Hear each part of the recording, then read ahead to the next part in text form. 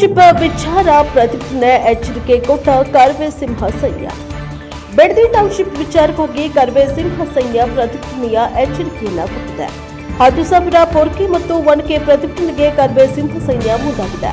ಕರ್ನಾಟಕ ರಕ್ಷಣಾ ವೇದಿಕೆ ಸಿಂಹ ಸೈನ್ಯ ಸಂಸ್ಥಾಪಕ ರಾಜ್ಯಾಧ್ಯಕ್ಷ ಜಿಎನ್ ಶ್ರೀನಿವಾಸ್ ಗೌಡ ನೇತೃತ್ವದಲ್ಲಿ ಪ್ರತಿಭಟನೆ ನಡೆಸಲಾಗಿದೆ. ಬೆಡದಿ ಟೌನ್ಶಿಪ್ ಕೈಗೆತ್ತಿಕೊಂಡ್ರೆ ಪೊರ್ಕೆ ಏಟು ಗ್ಯಾರಂಟಿ ಎಂದು ಎಚ್ಚರಿಕೆಯನ್ನ ಕೊಟ್ಟಿದ್ದಾರೆ. ಬೆಡದಿ ಟೌನ್ಶಿಪ್ ಎಂದು ಬರುವವರಿಗೆ ಇದೇ ಪೊರ್ಕೆ ಒನಕೆಗಳಿಂದ ಹೊಡೆದು ಕಳಿಸುತ್ತವೆ. ರೈತರ ಮರಣ ಶಾಸನ ಬರೆಯಲು ಮುಂದಾಗಿರುವ ಬೆಡದಿ ಟೌನ್ಶಿಪ್ ಕೈಬಿಡಬೇಕು. ರೈತರು ದೇಶದ ಬೆನ್ನೆಲುಬು ಅಂತಾರೆ ಯಾವ ಸಂಭ್ರಮಕ್ಕೆ.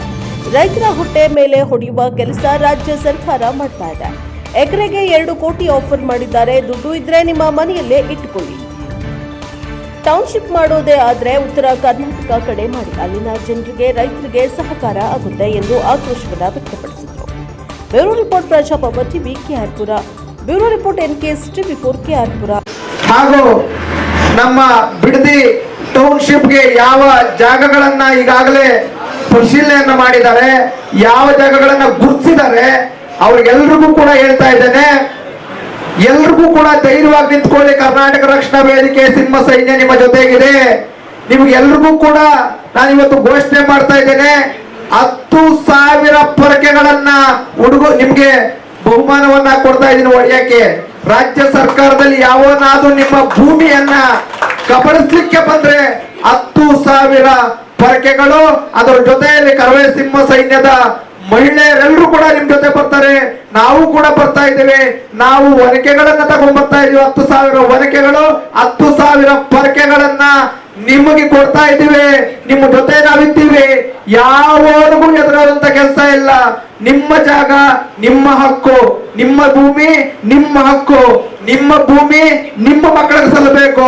ನಿಮ್ಮ ಭೂಮಿಯನ್ನ ಯಾವನೋ ಖಾಸಗಿಯವನಿಗೆ 20,000 ಕೋಟಿ 30,000 ಕೋಟಿ ಖಾಸಗಿಯವರಿಗೆ ಮಾರಾಟ ಮಾಡ್ಲಿಕ್ಕೆ ಡಿ.ಕೆ. ಶಿವಕುಮಾರ್ ಅವರ ಅಪ್ಪನ ಜಾಗ ಅಲ್ಲ.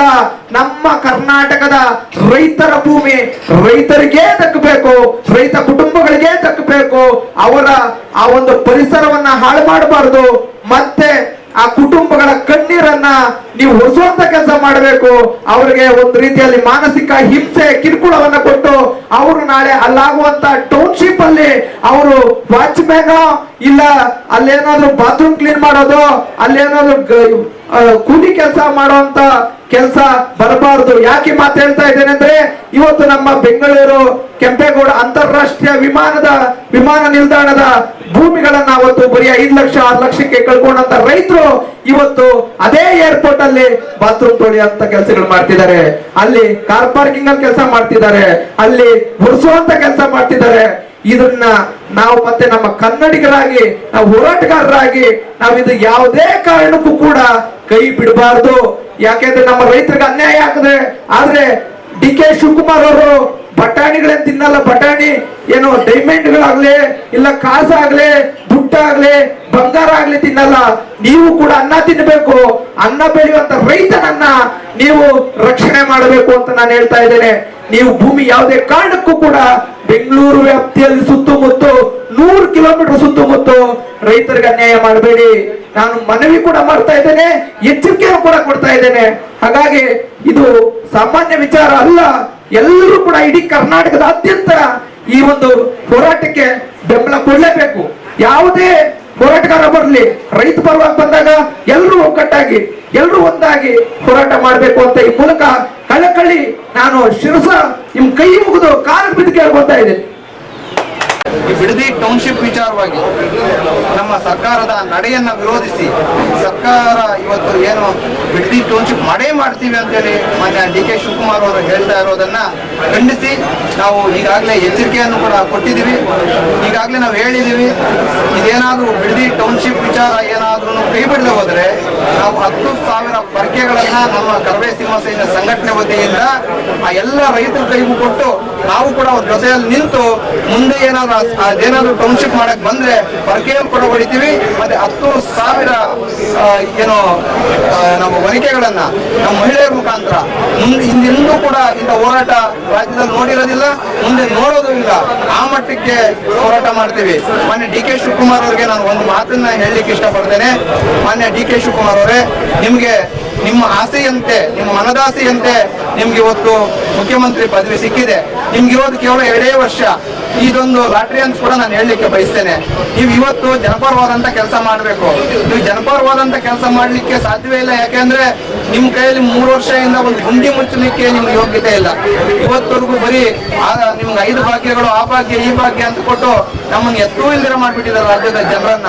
ಇವತ್ತು ನೋಡಿದ್ರೆ ಬೆಂಗಳೂರು ಸುತ್ತಮುತ್ತ ಎಲ್ಲಿ ನೋಡಿದ್ರು ಕೂಡ ಕೆಡಿಬಿ ಅಕ್ವಿಸಿಷನ್, ಮತ್ತೆ ಈಗ ಈ ಟೌನ್ಶಿಪ್ ಮಾಡ್ತೀವಿ, ಆ ಟೌನ್ಶಿಪ್ ಶಿಲ್ಘಟ್ಟದಲ್ಲಿ ನೋಡಿದ್ರೆ ವೇಮಗಲ್ ಭಾಗದಲ್ಲಿ ಒಂದು ಕೆಡಿಬಿ ಅಕ್ವಿಸಿಷನ್ ಮಾಡ್ತಾ ಇದ್ದೀರಾ, ಈ ಕಡೆ ಮಂಚನಹಳ್ಳಿಯಲ್ಲಿ ಮಾಡ್ತಾ ಇದ್ದೀರಾ, ಬಾಗೇಪಲ್ಲಿಯಲ್ಲಿ ಮಾಡ್ತಾ ಇದ್ದೀರಾ, ಈಗಾಗಲೇ ದೊಡ್ಡಬಳ್ಳಾಪುರ ವಿಧಾನಸಭಾ ಕ್ಷೇತ್ರದ ವ್ಯಾಪ್ತಿಯಲ್ಲಿ ಐಫೋನ್ ಕಂಪ್ನಿ, ಈಗ ಯಾವ್ದು ಫಾಕ್ಸ್ಕಾನ್ ಕಂಪನಿಗೆ 2-2.5 ಸಾವಿರ ಎಕರೆ ಹೋಗ್ಬಿಟ್ಟಿದೆ.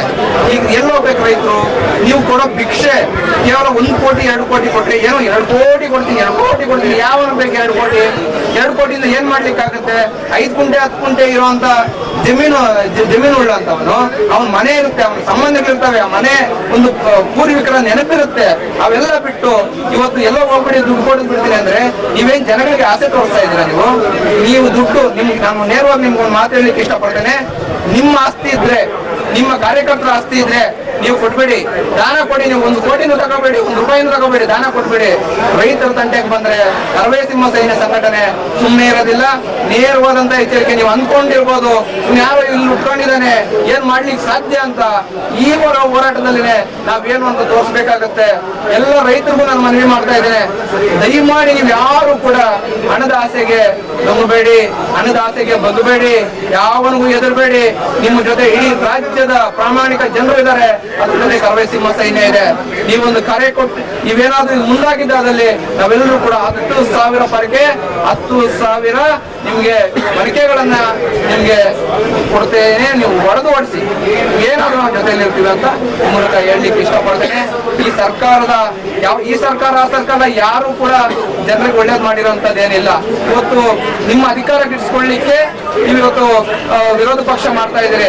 ಒಬ್ಬೊಬ್ಬ ಒಂದೊಂದು ಬಟ್ಟೆ ಇಷ್ಟು ಬೆಳೆಸ್ಕೊಂಡು ಏನ್ರಿ ಅದು ಒಂದು ಎಷ್ಟು ಬೇಕಾಬಿಟ್ಟಿ ಹೇಳಿಕೆಗಳನ್ನ ಮಾತುಗಳನ್ನ ಮಾತಾಡ್ತೀರಿ ಅಂದ್ರೆ, ಒಂದು ರೈತರ ಮೇಲೆ ಕಾಳಜಿ ಇಲ್ಲ, ಕಾರ್ಮಿಕರ ಮೇಲೆ ಕಾಳಜಿ ಇಲ್ಲ, ವಿದ್ಯಾರ್ಥಿಗಳ ಮೇಲೆ ಕಾಳಜಿ ಇಲ್ಲ, ಸರ್ಕಾರಿ ಶಾಲೆಗಳನ್ನು ಸರ್ವನಾಶ ಮಾಡಿಬಿಟ್ಟಿದ್ರಿ.